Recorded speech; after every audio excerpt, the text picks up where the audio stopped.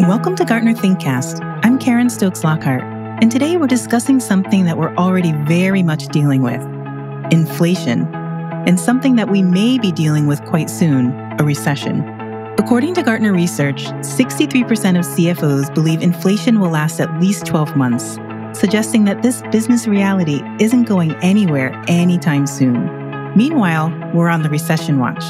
Joining us to discuss how organizations can not just weather these times, but drive profitable and efficient growth during them are Alexander Bant, Chief of Research for CFOs at Gartner, and Brian Kropp, a distinguished Vice President of Research who oversees the research, tools, services, and support that Gartner provides to HR leaders.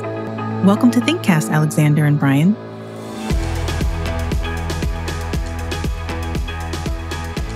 Hey, Brian, good to be on with you today. Great talking with you again, sir. As you're talking with business leaders, especially finance leaders, with all this uncertainty, all this confusion, all these questions about are things going better, worse, same, left, right, fast, slow, what are they working on right now? Yeah, I'll give you the fresh CFO perspective here. So really, we think about the pressures that CFOs are facing in two buckets. There are standard pressures that are acute to this part of the business cycle. So rising interest rates, slowing growth, changing consumer behavior, investor pressure on profitability. Most CFOs have lived through that in one form or another. Then we have unique headwinds, Brian, and those are things that our clients probably have never experienced in their entire career.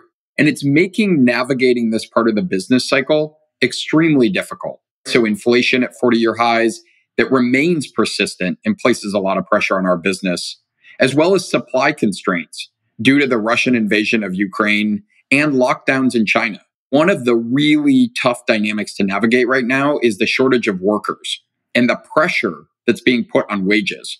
And for that, I know that's more at your space, Brian. So I'd love to hear what you're hearing from human resource officers as well. The inflation question is just a really tough one that they're trying to navigate through. They're looking out in the world, and depending upon how you count, inflation is 5, 6, 7, 8, 9%. Again, lots of different ways to measure inflation, but the number's somewhere around there. The challenge, though, is companies are planning on having about a 2% cost of living increase on average for their employees.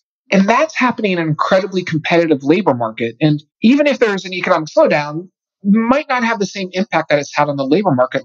But sticking with that compensation question, there's a really difficult challenge around how do you keep up with compensation when inflation is pushing wages higher and you're not ready to do that as a company. Your employees are basically taking a real wage cut in most of those situations. So that's kind of the first thing that they're navigating through. How do you manage comp and inflation at the same time? The second one is if there is an economic slowdown, and there's a big if around that, it's likely to look different from previous economic slowdown. If you go back to 08 or 09, what we really saw there was widespread economic impact that hit the financial services sector. No one was really in the technology sector. But what's different now compared to those two is that the labor market was in really bad shape going into those economic slowdowns. This time, it's actually in great shape from an employee perspective.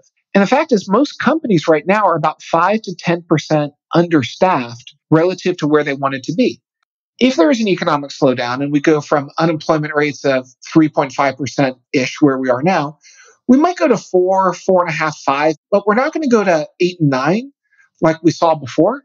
And what that means is that even as the economy slows down, if it slows down, we're not going to see the same corresponding weakness in the labor market that we've seen before. So slowing top line growth, but no slowing of labor market pressures that are there. It's really going to be a different environment, an interesting environment for these folks to manage and work through. The last part of that, and one of the implications of it, is you're going to have pressure for cost savings as an executive. And in the past, we've been able to cut staff to create cost savings. But how do you cut staff when you're already massively understaffed? So that tool that we've usually gone to create cost savings in a tightening economic environment of decreasing headcount is not likely to pay off the same way it's paid off before. And companies are going to have to turn to other approaches to try to save money. So that might be shifting the way that people work, thinking about different benefits adjustments and so on. But it's going to be a very difficult environment to navigate when you can't achieve the same cost savings that you've achieved during previous economic slowdowns. Inflation is just one of many factors affecting the workforce. Neither HR leaders nor individual managers are immune to the changes at hand. Linked in the show notes, you'll find an action plan that lays out a 12-month roadmap to help you reshape culture and leadership for a sustainable hybrid workplace. Download your copy to get started.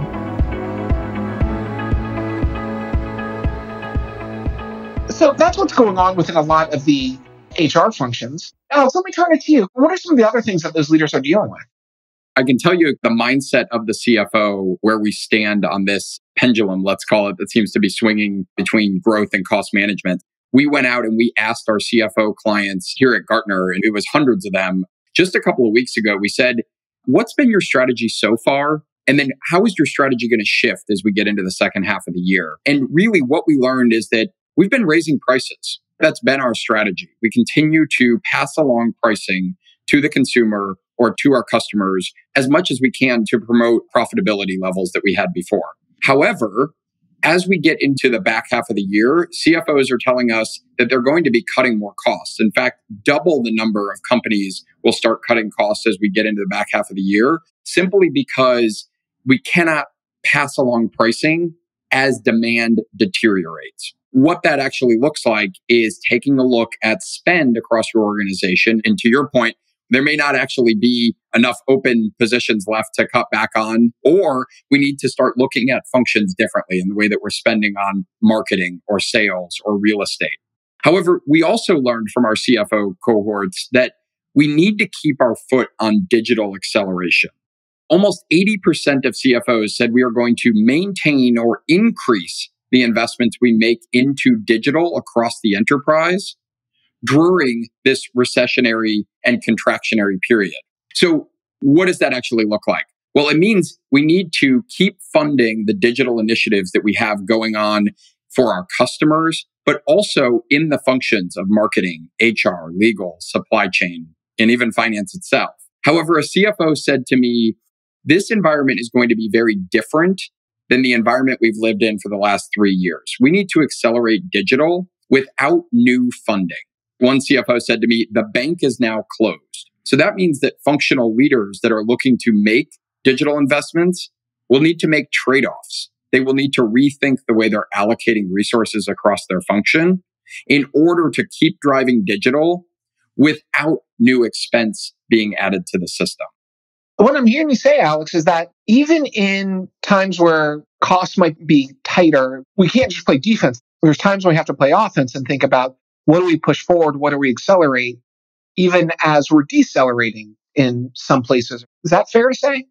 Yeah, absolutely. The mindset right now is, how do I ensure that I continue to fund the right digital investments? So finance leaders are saying, I need to poke at everything and make sure we find cost savings opportunities and free up dollars to reinvest.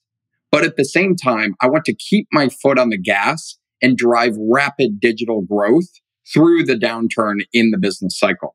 And at the same time, we're always keeping our eye out for cheap assets or cheaper assets that we should be acquiring as an organization so that we can come out of the recessionary period even stronger. Hey, Alex, thanks for talking to me today. I appreciate it.